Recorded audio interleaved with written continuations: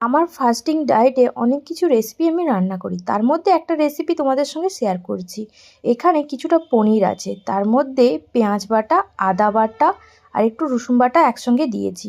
লবণ, হলুদ, একটু লঙ্কা গুঁড়ো, একটু ধনে গুঁড়ো, একটু জিরে গুঁড়ো, একটু গোলমরিচ গুঁড়ো দিয়েছি আর একটু পাতিলেবুর রস দিয়ে দিলাম। তোমরা চাইলে ধনেপাতা দিতে পারো, আমি একটু অল্প করে ধনেপাতা দিয়েছি টেস্টের জন্য। ভালো করে ম্যারিনেট করে আধা ঘন্টা থেকে 1 ঘন্টা রেখে দেবো।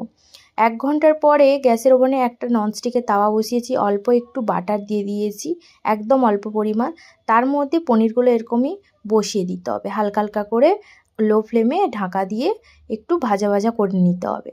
আর অবশ্যই এপিট ওপিট করে পনিরগুলোকে ভালো করে ফ্রাই করে নিতে হবে। পনিরের এই রেসিপিটা তো রান্না করে ফেলেছি, কিন্তু এই পনিরের রেসিপিটার নামটা তো জেনে যাও, পনির টিক্কা মশলা। যখন ডায়েট করি এই একটাই রেসিপি থাকে, তার মধ্যে কোনো ভাত রাত থাকে না। তো তোমরা যারা ডায়েট করছো তারা অবশ্যই